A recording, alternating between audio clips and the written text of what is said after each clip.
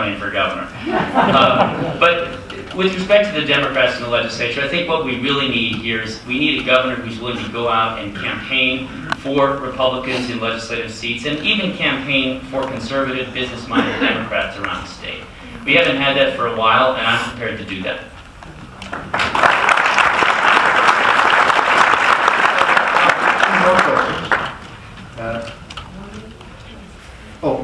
We should be doing 2 minutes again.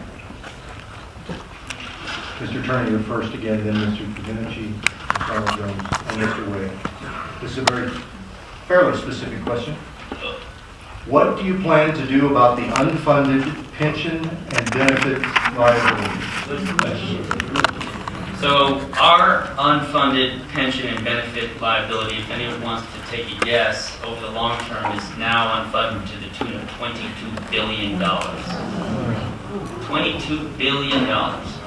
I think what you have to do is you have to change the state pension plan from a defined benefit plan to a defined contribution plan, and I think that there's going to be outcry from state employees who will see that their pensions are just as much at risk as all of our pensions. I know that my 401k took a digger last year and is worth probably half what it was, and I don't have a defined benefit plan. That doesn't happen with state employees. State employees will get whatever we promised them today in perpetuity if we continue with the plan that we have. So that has got to change. I think there has to be increased contributions into that fund from state employees. And I also think we need to stop investing with the kinds of funds that we've been investing in. You know, under our previous administration, not 1 cent was paid in third-party placement fees. Under this administration, we've paid, gosh, $22, $30, $50 million. Who knows how much we've spent? And these funds themselves have gone down this road. We've lost hundreds and hundreds and hundreds of millions of dollars in these funds. We need to change the way we invest our money, and we need to change the structure of our benefit system.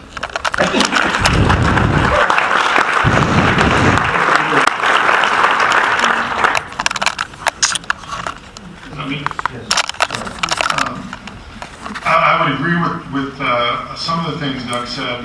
The investment practices, have been horrible for this administration. As we're seeing more and more, the temptation and then the actual corruption and the illegal activity with these large investment funds is unconscionable for the state. So we need to revamp that, make that a professional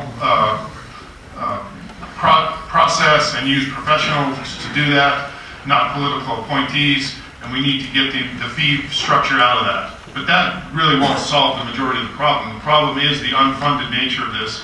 And I think, in order to be fair, when you have these large unfunded liabilities, but they're promises to people out there that are sitting at home or having the last year to work or whatever, you have to phase those in.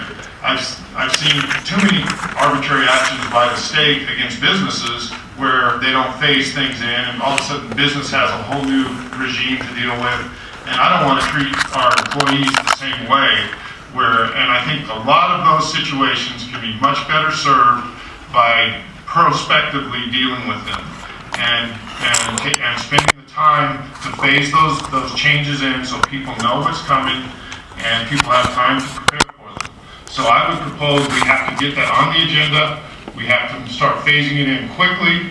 And so people that are starting jobs and that are currently employed and are building pension reserves that they're relying on know that there are changes that they're facing through the rest of their career, or if they're starting for their entire career. But for people that have already done their service, I think we need to honor our obligations.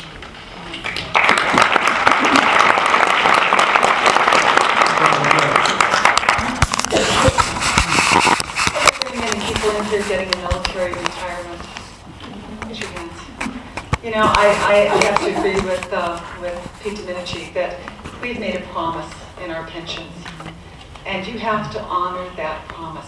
And it is, I would fight just as hard if the military retirements were altered. So, are we helpless? We are not. So, proactively, we need to raise the requirements. We still have 20 and 25-year pension plans. most businesses require 35 years of service today. So that's one of the first things that we can do. The second thing we can do as a legislature in particular, we can start making the contributions that we should have started making 8 years ago. I sat on the commission to actually fund the ERB to bring it to solvency. I saw the plan, and my colleagues chose the worst of it, and then we didn't fund it. How can you look at your citizens in the face knowing that that actually happened? So I think Doug Turner's also right. We have to go from defined benefit to defined contribution. But again, you need to start making those changes more slowly. But as people come into the system, that's when you need to make those changes. And we need to start now with a comprehensive plan. But we have an obligation. We need to meet it.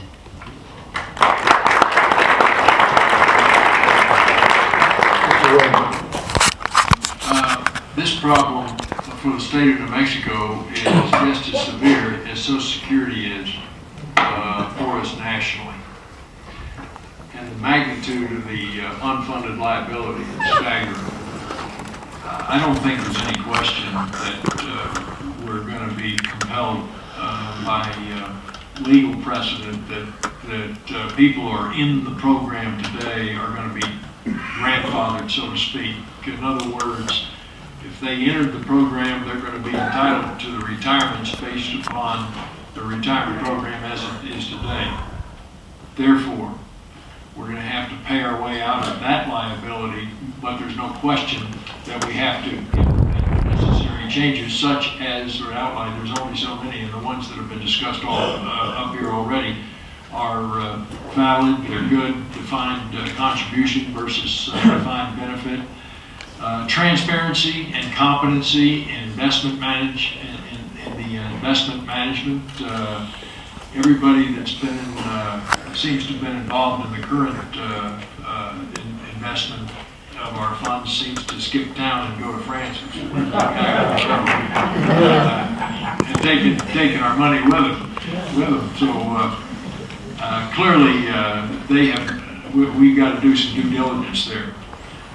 Extending out, as Ms. Jones said, extending out the mandatory retirement. Instead of being at 20 years, it needs to be longer than that. I mean, they created a good deal for themselves. The problem is we're paying for it, and fair is fair. So we'll grandfather the ones there now, but we got to change it because we're going to go broke if we don't.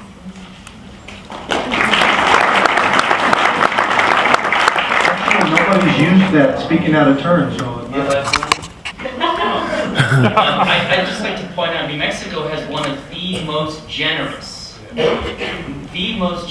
health and retirement benefit packages in the country. And an interesting thing to keep in mind is that we also have one of the fattest governments. I mean, for every 100 private sector employees in the state, 24 of them are state and local government. So, we're giving our state employees huge benefit packages, huge retirement packages, and we expect very little. So,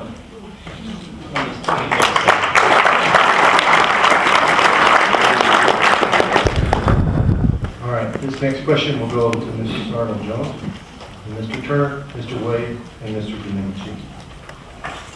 A two-part question, I'll try and put it together. Very direct. Should the failed railroader program be discontinued, and should other state failed programs be ended, or what other state failed programs should be ended? I'm not a fan of the railroader. The reason I'm not a fan is that it was very clear from the beginning how much it was going to cost us. Having sat on the floor while they argued that we would not need to widen I-25 because we were going to put the rail runner in.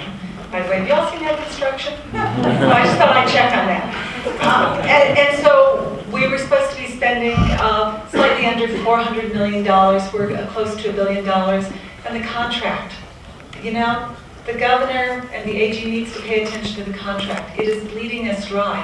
It actually, in my opinion, steps on the authority of the appropriating responsibility of the legislature, because the contract actually tells us how much money we have to put in for safety upgrades. Reading the details is really important. So, do I think we have a way out? You know, I will tell you what, there are a lot of people who really, really love this rail runner, but it's $50 million a year. That's what it's costing us. Could we do better by actually using small buses and provide greater service throughout our state? You know, we're a huge state, and the one thing that we do need is connectivity. And so all we have connected is Belen to Santa Fe. Another way to actually solve this problem, because what they're going to argue to you is, well, my job's in Santa Fe at the Department of Transportation or at Tax and Revenue. Well, ladies and gentlemen, you know what? We can move those departments. And so it is, you know, I'm looking at the numbers. I run the numbers all the time. I just don't know how we can come out of this. But here's the really bad news. If we sell it today, we will not get a nickel on the dollar. That's your assets, and that just kills me.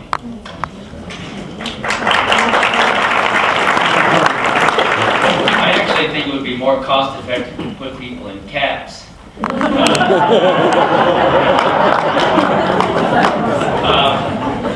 I also think that if we tried to sell it, we wouldn't find anyone who would buy it because it costs so much money to run. But you know what? It's a sunk cost. We're not going to undo it.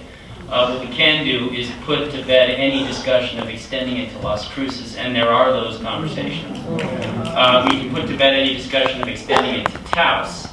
As Pete said earlier, we need to look for ways to increase, or rather decrease, the amount of money that we're bleeding on this project. But it's sunk, and I don't think we're going to be able to undo it.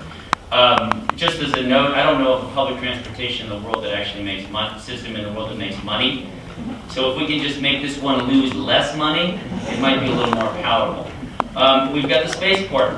Anyone know how much money that Richard Branson has put into the spaceport? Zero. Not $1. And yet we're building a 100,000-foot terminal. We've just finished a 10,000, we're in the process of finishing a 10,000-foot runway. We're not going to be able to undo that one either.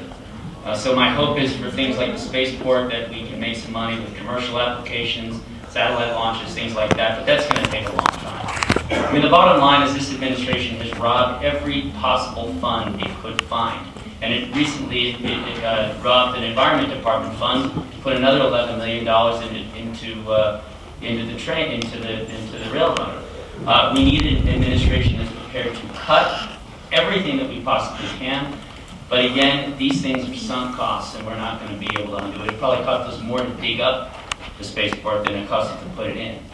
So, it's a tough situation.